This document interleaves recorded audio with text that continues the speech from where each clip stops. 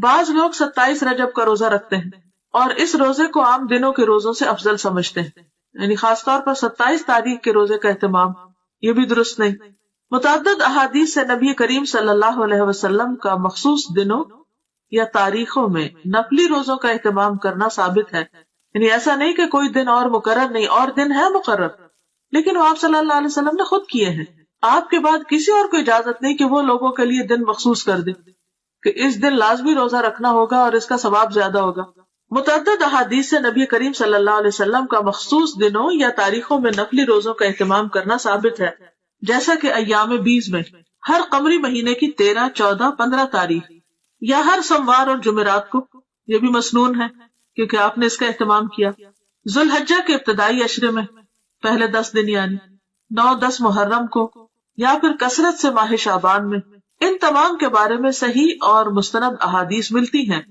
لیکن 27 رجب کے روزے کے بارے میں کوئی روایت نہیں ہے۔ لہٰذا اگر کوئی خصوصی طور پر اس دن کا روزہ رکھتا ہو تو اس کا روزہ تو ہو سکتا ہے، مگر یہ عمل مسنون نہیں ہوگا بلکہ بدعت شمار ہوگا۔ اگر 27 رجب پیر کو آ رہی ہے اور اس کی پہلے سے عادت ہے ہر پیر کو روزہ رکھنے کی، تو ایسا شخص روزہ رکھ سکتا ہے۔ بس 27 رجب کو رات جاگ کر عبادت کرنے کو بھی بہت اہمیت دی جاتی اور اس کی نسبت واقعہ معراج سے کی جاتی ہے۔ حالانکہ نبی کریم صلی اللہ علیہ وسلم نے اپنی حیات مبارکہ میں واقعہ معراج کے بعد اس رات کسی خصوصی عبادت کا نہ تو اہتمام کیا اور نہ ہی نبی کریم صلی اللہ علیہ وسلم کا کوئی قول یا عمل 27 رجب کی شب خصوصی عبادت کے بارے میں، یعنی یہ سب کچھ سیلف کریٹڈ، نہ تو آپ نے ایسی کوئی عبادت کی اس رات، نہ صحابہ نے روزہ رکھا، اور نہ ہی آپ نے کوئی ایسا حکم دیا۔ آپ کے جانثار صحابہ کرام یا ازواج مطہرات میں سے بھی کسی نے اس کا اہتمام نہیں کیا۔ لہٰذا ایسے تمام طریقوں اور کاموں سے بچنے کی ضرورت ہے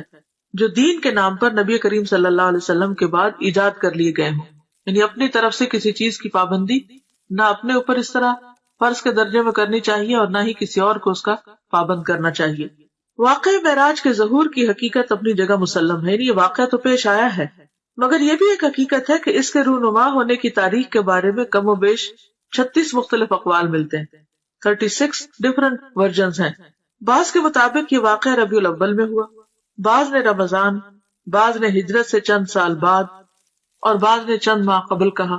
اس کی حتمی تاریخ کسی صحیح حدیث سے یقینی طور پر ثابت نہیں کہ واقعی یہ 27 رجب کو ہی ہوا ہوگا، تاہم یہ بات تسلیم شدہ ہے کہ نبی کریم صلی اللہ علیہ وسلم کو